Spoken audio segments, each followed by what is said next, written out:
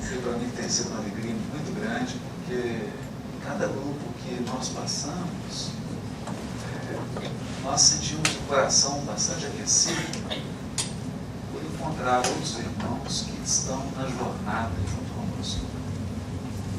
Há uma coisa que eu aprendi, que ficou muito forte no meu coração, enquanto eu estudava a língua hebraica.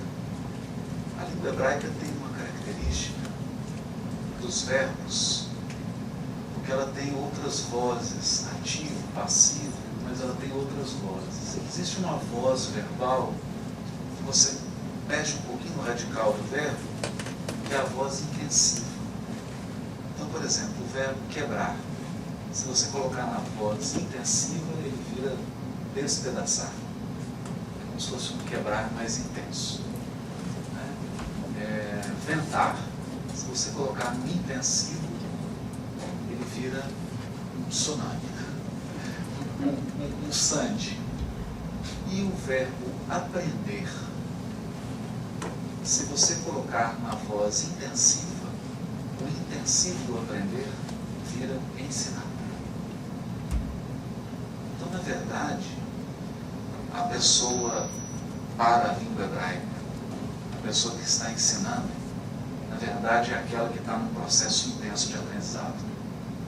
A única coisa que eu posso dizer é que eu me sinto como um aluno que está aprendendo com o Espiritismo, mas eu tenho tanta paixão por esse aprendizado e tanta paixão pela doutrina espírita, pelo ensino dos espíritos superiores, que essa paixão pelo estudo e pelo aprendizado contagia às vezes algumas pessoas. Então nós comparecemos aqui como um aluno que veio compartilhar algo. E hoje nós falaremos sobre os construtores do amanhã. Aquelas pessoas que serão responsáveis por erguer a nova era, pela solidificação do novo mundo, do mundo de regeneração. E nós escolhemos para a nossa reflexão da noite 2 textos. Um texto de Bezerra de Menezes.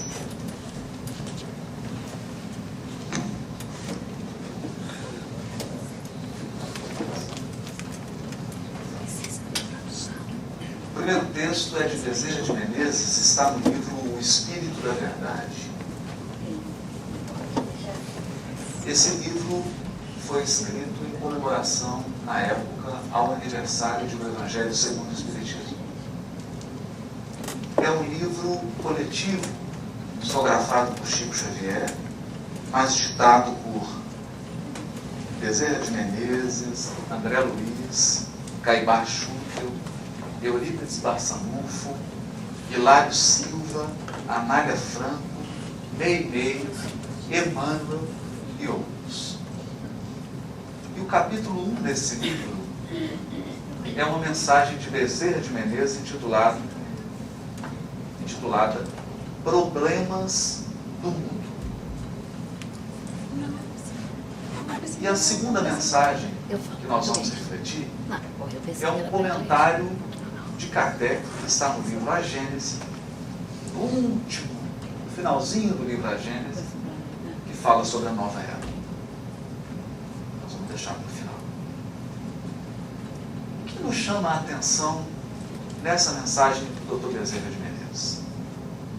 Se nós estamos falando sobre a construção de um novo mundo, há de fato alguns obstáculos que separam o nosso mundo atual do mundo que nós aspiramos, do mundo que nós desejamos. Todos desejamos um mundo de paz e de felicidade. Mas nem sempre as pessoas entram num acordo da maneira como deve ser construído esse novo mundo. Ou do que representa esse novo mundo. Porque muitos enxergam os problemas do mundo atual. É fácil fazer um diagnóstico das dificuldades do mundo atual. O difícil é encontrar a solução para esses graves problemas. E nessa mensagem, Bezerra de Menezes instiga o nosso coração e o nosso pensamento na análise dessa questão. Quais são, de fato, os problemas do mundo que os construtores da nova era são convocados a solucionar? Qual o trabalho que a espiritualidade superior aguarda de nós na construção do novo mundo? Então ele começa dizendo assim: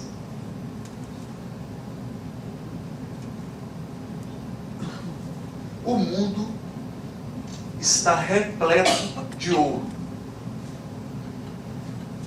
Ouro no solo, ouro no mar, ouro nos cofres.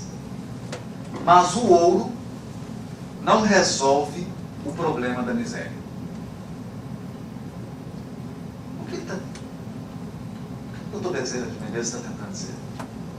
Para muitos, o problema do mundo é um problema de falta de recurso financeiro. Falta dinheiro para construir instituições, falta dinheiro para construir casa espírita, falta dinheiro para investir no bem. Então nós temos uma ideia de que falta ouro, falta recurso. Mas na direção contrária, reflete Bezerra de Menezes. Não falta ouro. O mundo está repleto de ouro. O que mais tem é recurso financeiro.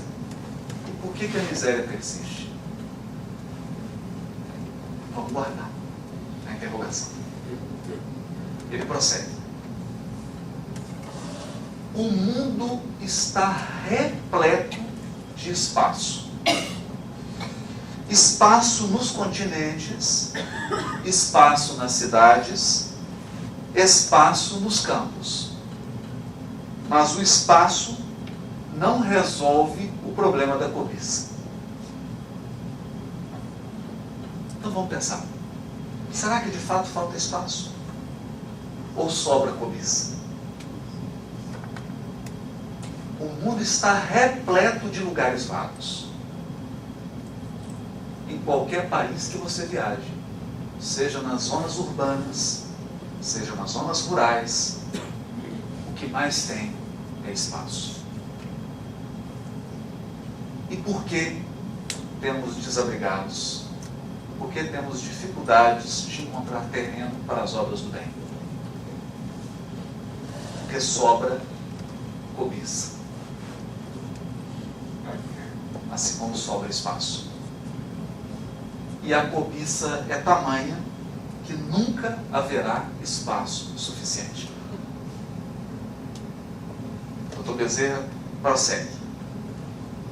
O mundo está repleto de cultura.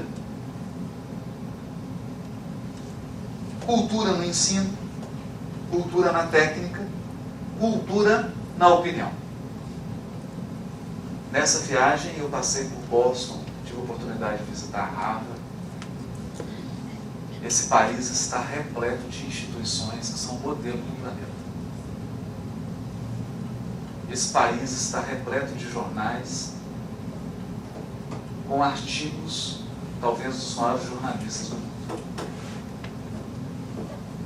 Nas escolas do planeta nós temos grandes intelectuais. Mas a cultura da inteligência não resolve o problema do egoísmo. Aliás, há uma série americana muito engraçada que reflete isso, chama Big Bang Theory. Que são um grupo, eles são cheios de teoria, cheios de cultura e infantis emocionalmente falando. Não é isso? Não é?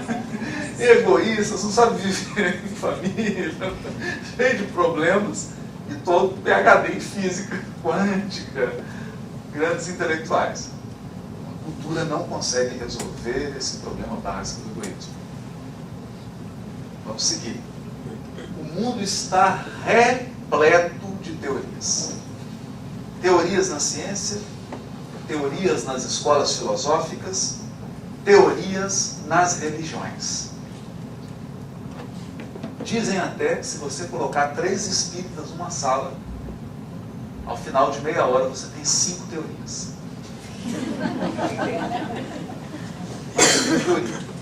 Mas as teorias não resolvem o problema do desespero. A Suíça, que é um dos países com maior índice de renda per capita do planeta, que é um dos países com maior índice de escolaridade do planeta, um país com um dos maiores índices de desenvolvimento social da Terra, é um dos campeões, se não, quiçá, não seja o campeão no número de suicídio.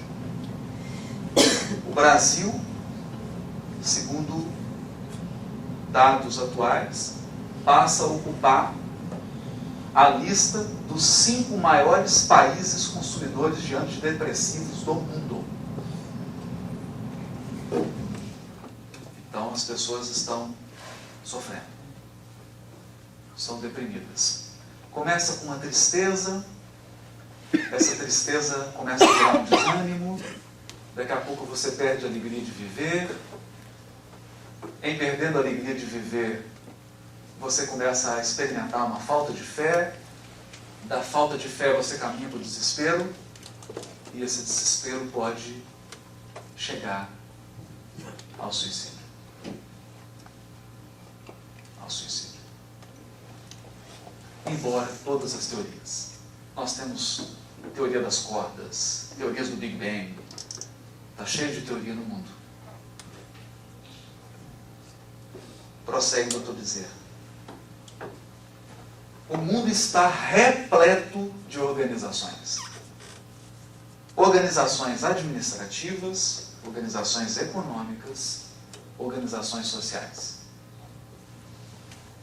Mas as organizações não resolvem o problema do crime.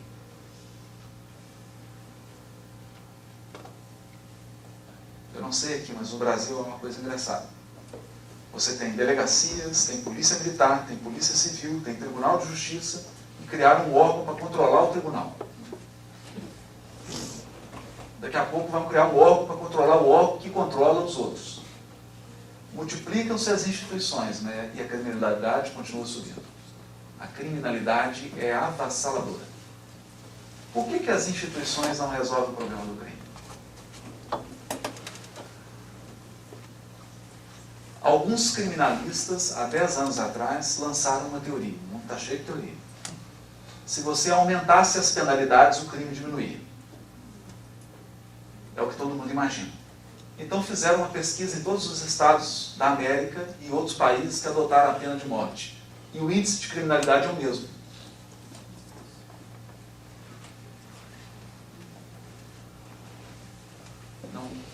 Não conseguia equacionar o problema do crime.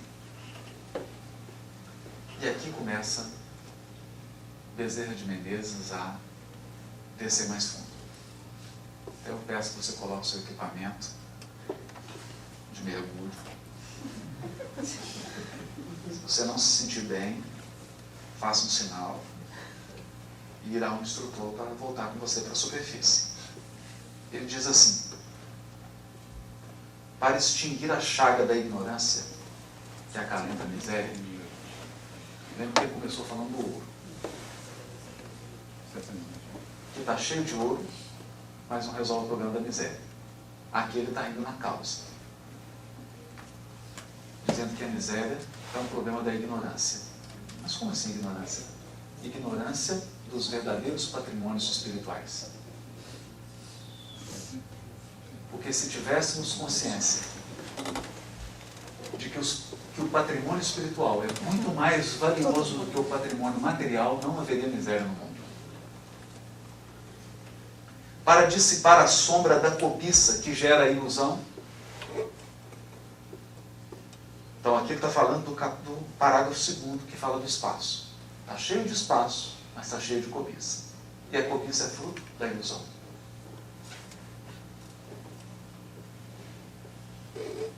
Nós nos iludimos. Ilusão, porque eu acredito que dominando um espaço gigantesco, na verdade eu estou seguro, e não estou. É uma ilusão.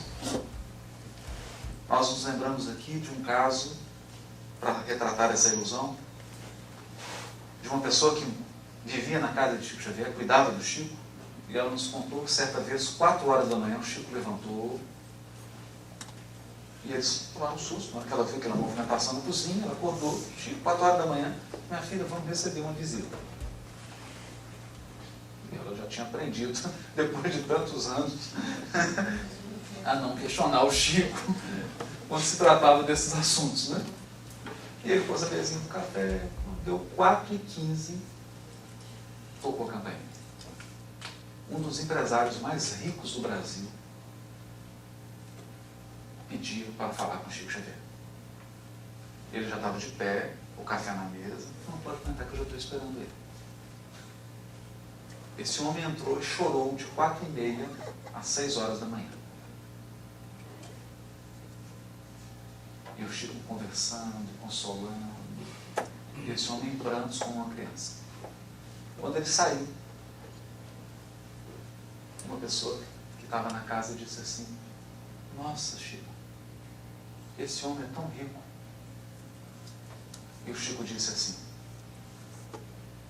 ele é muito pobre. Ele é tão pobre, mas tão pobre, que ele só tem dinheiro.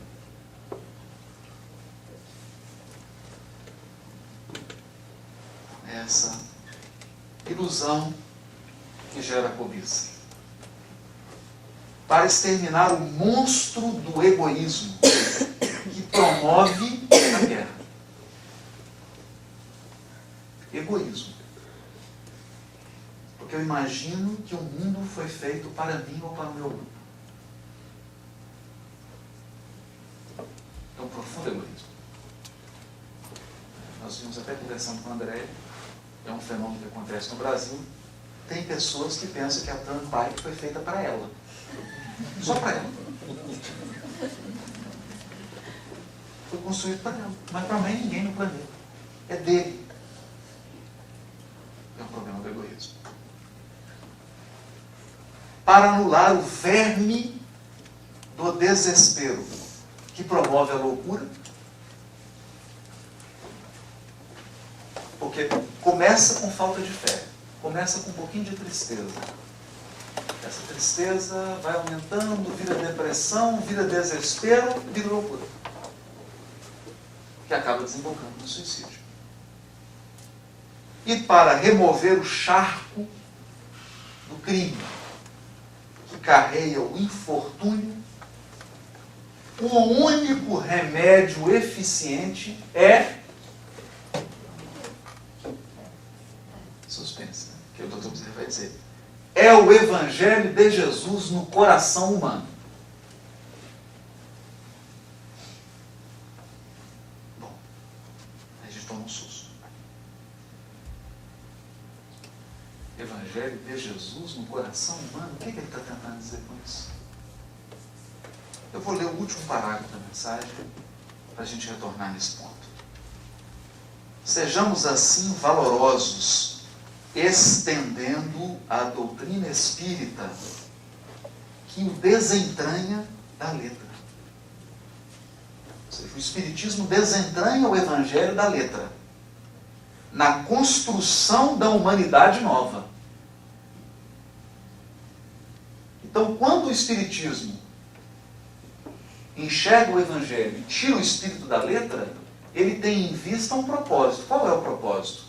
A construção da humanidade nova, irradiando a influência e a inspiração do Divino Mestre pela emoção e pela ideia, pela diretriz e pela conduta, pela palavra e pelo exemplo. E parafraseando o conceito inolvidável de Allan Kardec em torno da caridade, proclamemos aos problemas do mundo: fora do Cristo não há solução.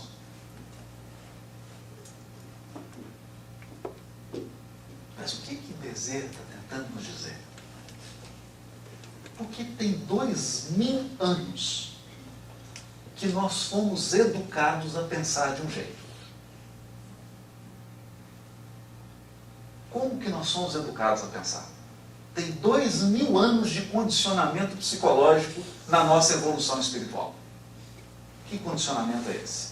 Quando nós falamos a palavra evangelho, a pessoa pensa num crucifixo. Pensa numa igreja de pedra ou de madeira. Pensa numa hierarquia de sacerdotes. Pensa num conjunto de rituais. Pensa numa cartilha de dogmas que você tem que acreditar. E pensa em ajoelhar para adorar a pessoa de Jesus. É um paradigma. E, naturalmente, não será esse o Jesus que vai construir a nova humanidade. Por essa razão, o Espiritismo nos apresenta um outro Jesus. O Jesus guia e modelo da humanidade. O Jesus educador das almas. O Jesus médico do espírito. Aquele mestre que nos acompanha diariamente e que orienta a nossa vida no caminho da felicidade, ensinando-nos que não há felicidade real sem que estejamos harmonizados com as leis divinas que regem os nossos destinos. Esse é o ponto crucial. Difícil muitas vezes para algumas pessoas. Para alguns espíritos, às vezes, é preciso 2, 3 encarnações para ele compreender isso. Porque ele está arraigado em rituais, em dogmas, em templos. Ele está preso a um passado religioso e não consegue enxergar esse Jesus dinâmico que o Espiritismo apresenta. Com Allan Kardec, o Evangelho deixa de ser um livro puramente religioso e se transforma num manual.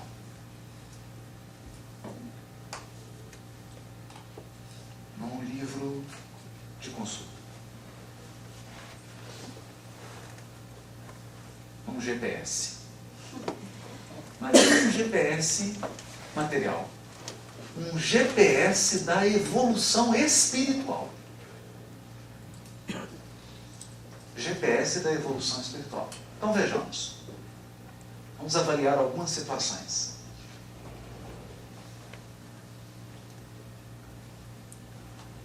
Seguindo aqui a ordem de Bezerra de Menezes.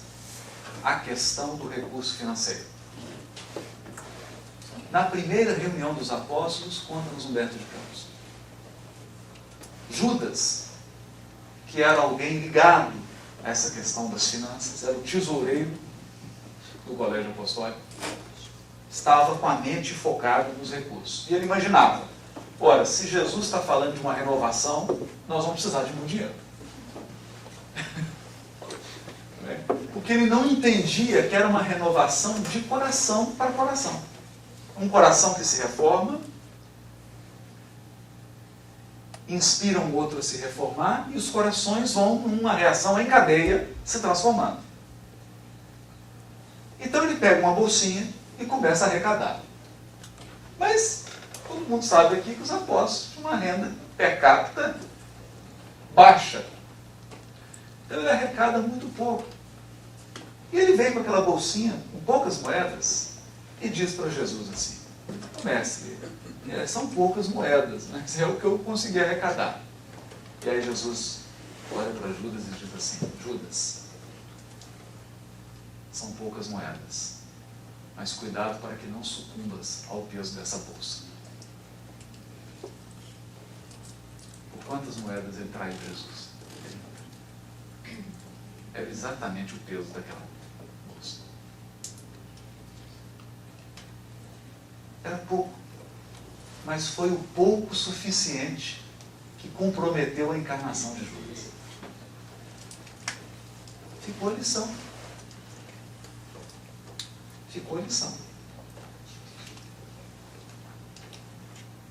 Quando os apóstolos estão discutindo, isso não acontece no movimento espírita. Então, só estou dando um exemplo para a gente entender coisas do passado, dessa paciência de tudo.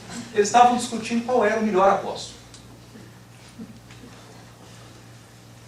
Peço a vocês um esforço, como isso não acontece, entre a gente. Não, melhor sou eu. Sou melhor, porque eu falo melhor, eu sou palestrante. Não, eu sou melhor, eu sou médico. Eu falo, não, o melhor sou eu. Por que eu sou melhor? Porque o Maria de Nazaré mora comigo. Só pode, o melhor só pode ser eu. E Jesus vê essa conversa. E o que ele faz? Silenciosamente, pega uma toalha, cinge a cintura, coloca na torno da cintura, que era a veste dos escravos, pega uma bacia de água e começa a lavar os pés dos discípulos, que era a atividade típica dos escravos. E aí ele se assusta. Porque o mestre assume a posição do máximo servidor e diz para eles: aquele que quiser ser o maior, que seja o menor. Que seja o que mais serve. Porque o maior é sempre o que mais serve, e não o que é servido. Então resolveu o problema do orgulho. Resolveu o problema do orgulho. Jesus era sempre inclusivo. Ele nunca rechaçava as pessoas. E talvez se ele viesse hoje nas casas espíritas, nós ficaríamos escandalizados com ele. Simão Pedro estava, imagine Simão Pedro, um ancião. Um ancião. Judeu. Do Oriente. 2000 anos atrás. Tradicional. Um patriarca. Conversando com os fariseus. O mestre, vocês não conhecem Jesus. Fazendo um marketing de Jesus, né? E onde está seu Jesus? Então, vamos lá, vamos encontrar com ele. Então vai, pega aqueles anciãos todos, e está Simão Pedro. Chega, vai chegando perto. Simão Pedro começa a ficar cheio de vergonha. Jesus estava almoçando. O problema é com quem ele estava almoçando. Prostitutas e fiscais corruptos.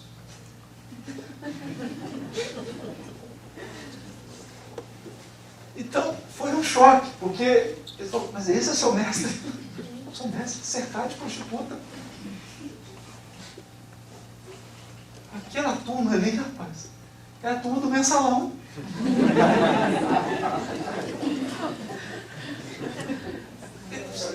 Esse mestre seu não pode ser.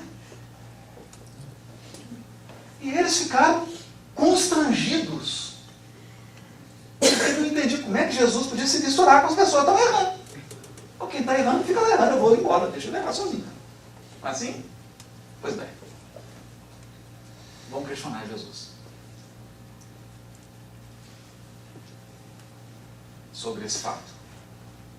E ele então olha para o grupo e percebe de um lado os anciãos, os homens, os patriarcas. Pessoas mais velhas, cheias de tradição, mas pais de família. Homens que criaram família, criaram os filhos. Olha do outro lado, as mulheres, as mães de família, as prostitutas. E para o terceiro grupo, pescadores, pessoas simples do povo, que viviam ali das suas ovelhas, viviam de plantar um pedacinho de terra. Ao olhar esses 3 tipos de pessoa na plateia, então, aqui estão os anciãos, aqui estão as donas de casa, aqui tem mais mulheres, né? Olha, né? Aqui estão as donas de casa, e está o outro grupo lá dos os criadores de ovelhas, os pastores de ovelhas, os agricultores. Ele conta 3 parábolas. Começa pelos mais simples. Um homem tinha 100 ovelhas. Uma se perdeu. Ele deixou as 99 e foi buscar que se perdeu.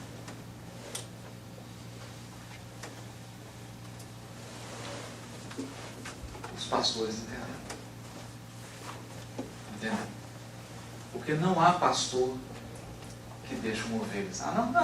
Uma só. Não é assim que funciona. Então você chega lá no final do caminho e tem ovelha nenhuma. Não é assim? Você tem 3 cachorrinhos. Você saiu com os 3 para passear. Um se perdeu. Você fala, se perdeu 2, já tem 3, tem 2 já. É assim que a gente faz? Não. Você prende os 2 lá e vai atrás do que perdeu. Vai. Então todo mundo entendeu. Aí ele virou para as mulheres. Se uma mulher tinha uma moeda, um denário, e ele se perdeu, ela acendeu a luz, varreu a casa a noite inteira até achar a moeda. O detalhe dessa parábola é que essa moeda vale 1 centavo. Por que essa mulher ficou a noite inteira por causa de 1 cento? Parece estranho. Tão pouco dinheiro, você vai ficar a noite inteira varrendo uma casa até encontrar uma moeda? Acontece que, na cultura da época, as mulheres pegavam esses denários, juntavam e faziam um colar. Alguém aqui já viu mulher usando um colar faltando pedaço? Isso não existe. Perdeu um negocinho e ela não usa. Então ela perdeu uma moedinha, ela para tudo até encontrar a moeda. Naquele momento, as mães de família entenderam. Aí ele olha para os patriarcas e conta uma parábola. Um pai tinha 2 filhos. E conta a parábola do filho pródigo. Todos entenderam o que ele estava falando. Porque não era uma questão de inteligência, era uma questão de sentimento. Eles estavam julgando Jesus porque não amavam as prostitutas. Porque não amavam as pessoas que estavam errando. Quando você ama, como diz Gilberto Gil, pela lente do amor, tudo muda. Quando você coloca a lente do amor, você enxerga anjo nas feras.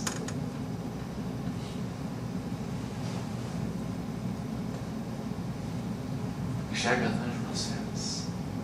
Um dos momentos mais comovedores da minha profissão foi quando um rapaz, ele assassinou a esposa. O único caso, e claro, ele foi condenado. Foi uma pena alta, porque foi um homicídio bem cruel. E veio a mãe conversar. E quando a mãe veio conversar, eu fiquei assim, bastante emocionado, porque ela dizia assim: você não está entendendo, é meu filho. Eu amamentei ele. Ele não é um assassino. Eu dei de mamar para ele. Eu troquei a fralda dele. Eu vi ele dar os primeiros passos. Fui eu que ensinei ele a falar. Esse menino nunca foi agressivo na escola, eu acompanhei ele. Ele nunca bateu em ninguém na escola. Nessa hora, a única coisa que eu pude dizer para ela foi assim: não se preocupe, seu filho ficou doente, nós só estamos dando remédio, ele vai melhorar. Confie em Deus, ele vai melhorar. É como se fosse uma virose.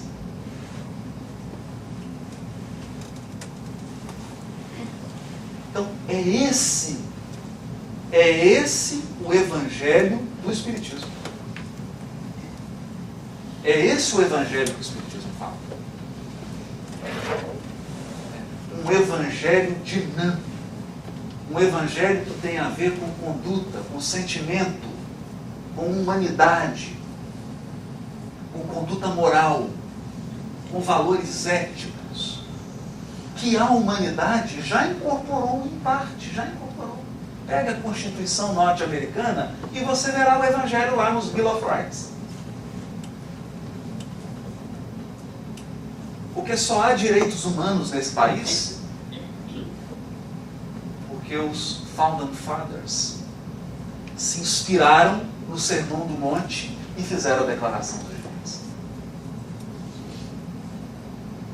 Se inspiraram no Evangelho para construir um código de direitos humanos. É esse Evangelho dinâmico que o Espiritismo vem propor ao mundo. Por essa razão. Por essa razão.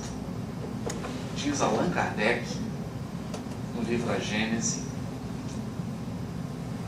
no capítulo 18, chamado Sinais dos Tempos.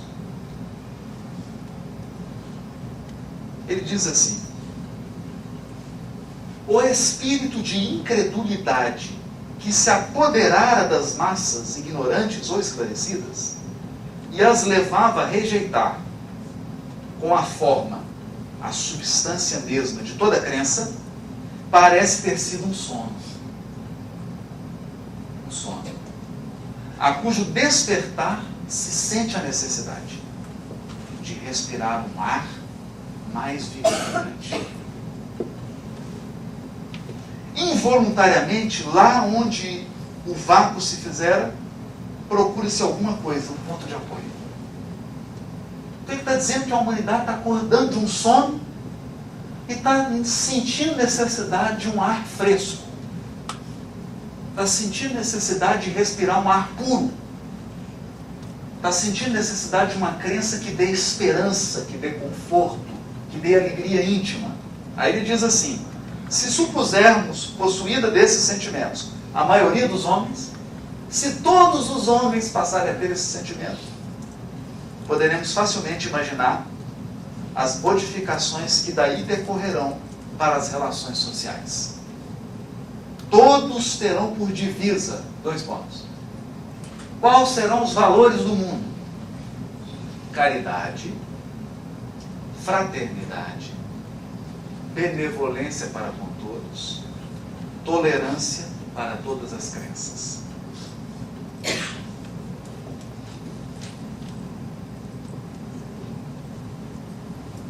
É a meta para que tende evidentemente a humanidade.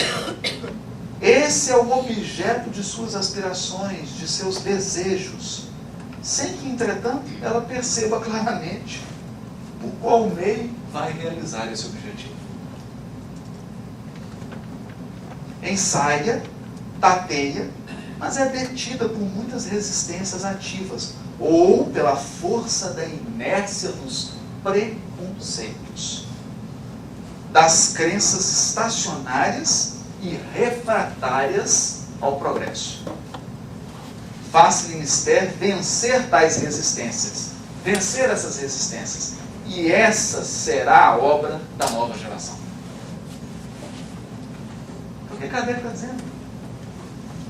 A obra dos homens da nova geração, a nova geração de seres humanos, é uma geração que vai superar essas resistências e vai trazer para a Terra uma nova maneira de se relacionar com Deus. Não mais através de guerra, não mais através de perseguição ao semelhante, não mais através de hierarquias sacerdotais, mas através de fraternidade, através de amor ao semelhante, através de inclusão social, espalhando o bem-estar para todos, indistintamente. Caridade, na mais justa acepção da palavra. Essa é a nova era. Quem acompanhar o curso atual das coisas reconhecerá que tudo parece predestinado a lhe abrir o caminho. Ela terá por si a dupla força do número e das ideias, e de acréscimo a experiência do passado. A nova geração marchará, pois, para a realização de todas as ideias humanitárias. humanidades, compatíveis com o grau de adiantamento a que houver chegado.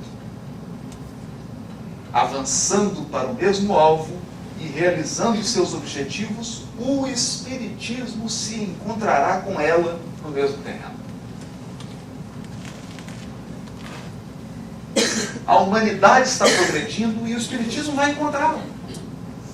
Exatamente no estado em que a humanidade anseia por algo novo, anseia por um ar fresco, anseia por fraternidade, por acolhimento, por compartilhamento, por cooperação, por humildade, por bondade. É a humanidade que está ansiando. Está ansiando. É importante isso. E Kardec diz assim, o Espiritismo não cria a renovação social. A madureza da humanidade é que fará dessa renovação uma necessidade. O que vai renovar a humanidade não é nenhum Espiritismo, é isso que ele está dizendo. É a maturidade da humanidade. A humanidade chegou num momento de maturidade espiritual em que ela sente falta de renovação. E é nesse momento que o Espiritismo, tirando o espírito da letra do Evangelho, vem saciar a sede da humanidade. Apontando caminhos novos, apontando novos rumos. Esse é o ponto fundamental. Mas aqui nós, se desejarmos trabalhar na construção do novo mundo, precisamos aprender duas coisas. Uma com Henry Ford e outra com Steve Jobs. Henry Ford dizia o seguinte: se eu fosse ouvir meus clientes, estaria vendendo cavalo até hoje.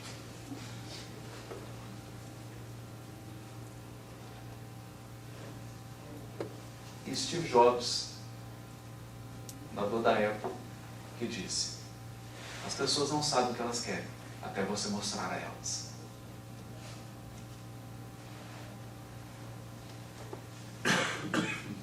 É essa a força de quem construirá um novo mundo. Porque ele não mostra através de palavras apenas.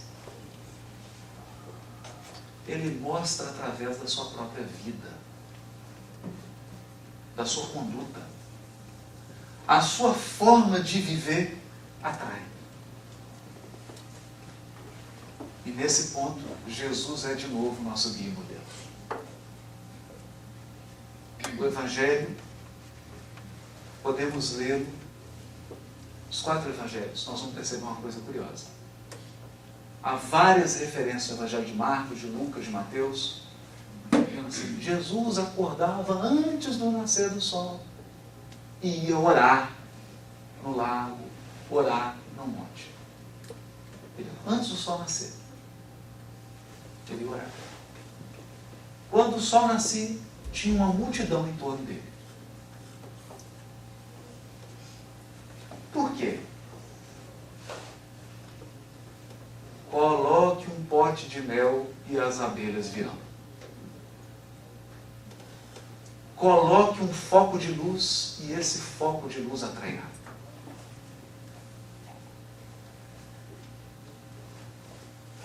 Quando a nossa vida reflete as nossas crenças, as pessoas chegam.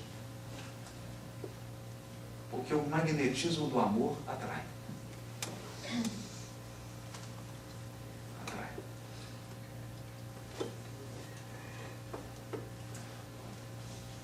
Isso já nos dizia Mahatma Gandhi. O amor de um é capaz de anular o ódio de milhões. Quando nós temos consciência de que a construção proposta pelo Evangelho é uma construção interior, nós descobrimos que o maior trabalho que nos compete não é um trabalho lá fora, é um trabalho cá dentro. Porque se a Flórida é enorme, há um continente muito mais vasto dentro de nós. Há áreas do nosso psiquismo que estão cristalizadas há séculos e que vão exigir de nós séculos de esforço. Há áreas do nosso coração que estão petrificadas. Só o tempo nos ajudará a dissolver. Há um imenso trabalho dentro de nós. Imenso trabalho. Ninguém dá um salto sem esforço.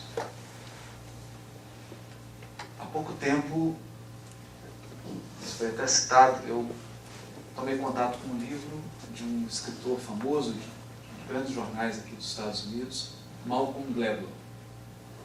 O livro dele chama Outliers, é os fora de série.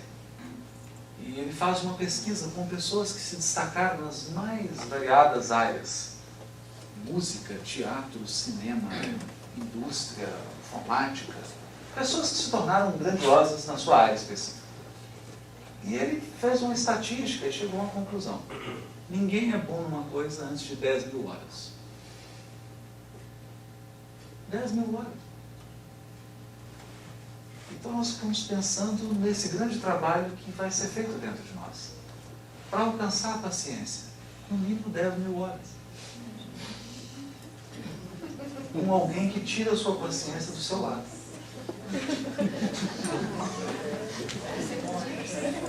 Sem interrupção.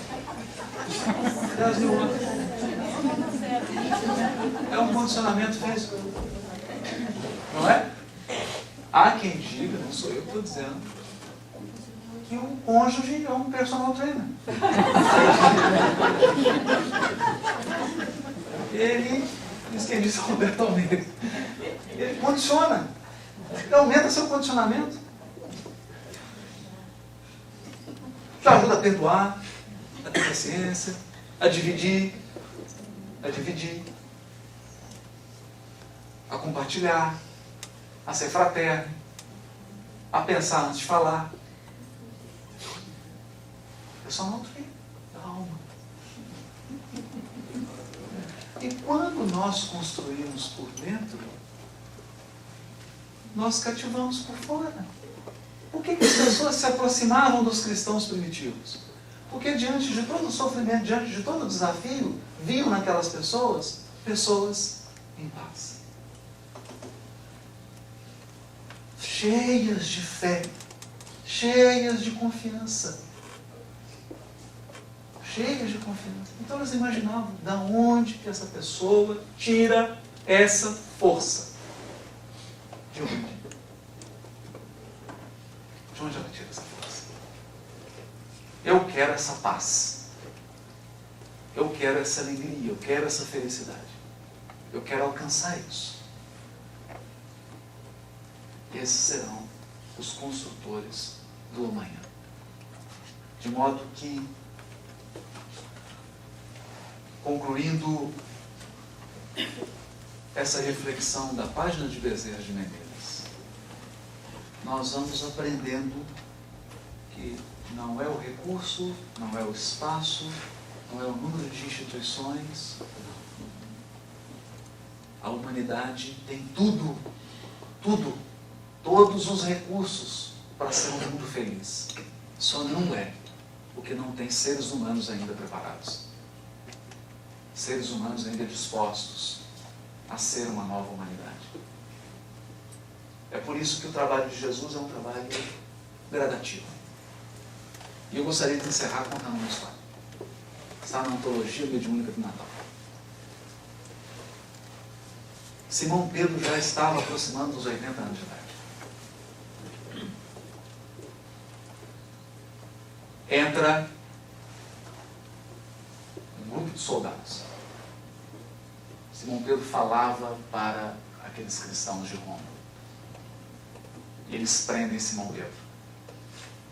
Os mais jovens ficam exaltados e querem reagir. Simão Pedro acalma todos. E acerena todos.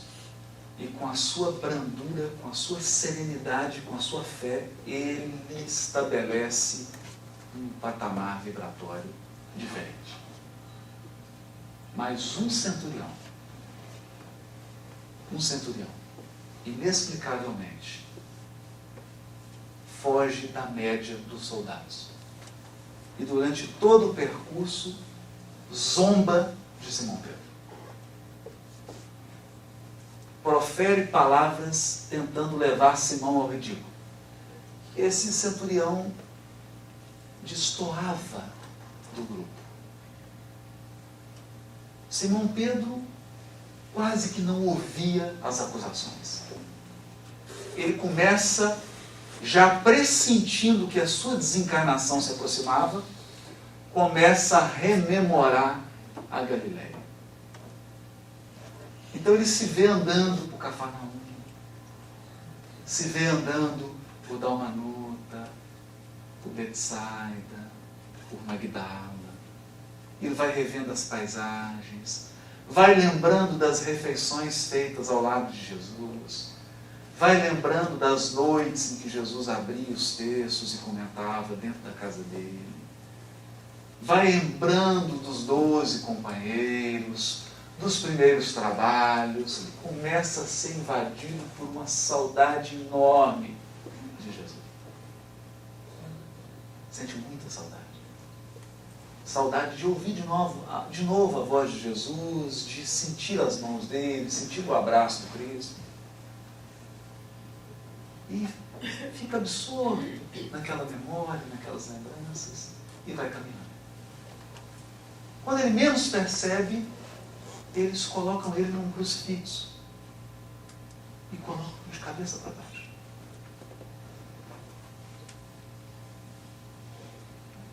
E, mesmo com aquele sofrimento, ele quase não se percebe da dor física. E a saudade de Jesus ainda aumenta ainda mais.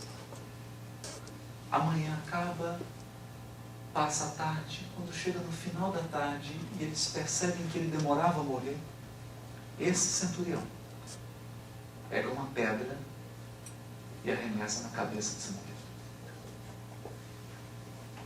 E essa pancada faz com que ele desencarne. Segundos depois, Simão Pedro se sente ainda meio cambaleante, sentindo ainda os efeitos da desencarnação, e ele percebe então que ao seu lado estava Jesus, que envolve Simão Pedro e o leva, segundo Humberto de Campos, para uma estância de repouso nas regiões celestes. Você imaginou isso? Estância de repouso. Ele chega, adormece, recupera suas forças, e quando ele percebe, o seu perispírito já está recomposto e ele está jovem. Rejuvenescido, não jovem, rejuvenescido. Não tem mais as cicatrizes, não tem mais aquelas marcas fortes, embora ele decida manter a aparência de um ancião. E ele começa a reencontrar grandes figuras do cristianismo.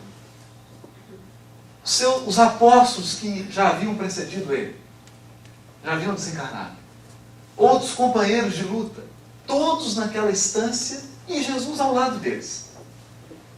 Passa 2 semanas de férias naquela estância de repouso com Jesus, de férias com eles. No final da 2ª semana, Jesus se aproxima e se despede de Simão. Ele fala: mestre, como assim? Para onde o senhor está indo, pelo amor de Deus? Para onde o senhor está indo? Ele fala: Simão, repousa quanto quiseres nesse local que eu preparei para você. Fique tranquilo, mas quanto a mim, enquanto houver uma lágrima na terra, eu não descansarei. Então Simão se levanta e fala: eu também não, Senhor. Pois eu também não. Eu vou acompanhar. Jesus então se dirige a Roma. E vai visitar um grupo de cristãos que seria levado ao circo e entregue aos leões.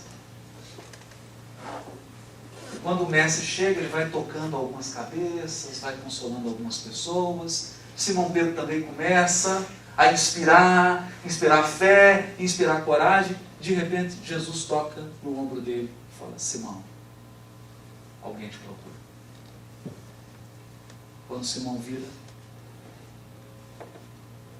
de frente da sepultura de Simão Pedro, estava o centurião que havia tirado a pedra na sua cabeça. Com o filho nos braços, ardendo em febre, prestes a desencarnar. O centurião havia se convertido ao cristianismo em função da doença dos filhos. E ali ele rogava o perdão de Simão e a intervenção para que seu filho fosse curado. Simão Pedro aplica um passe no filho e o filho do centurião é curado e prossegue. Esse é o trabalho do Cristo. Foi feito com Simão Pedro e agora está sendo feito com cada um de nós. Muito obrigado.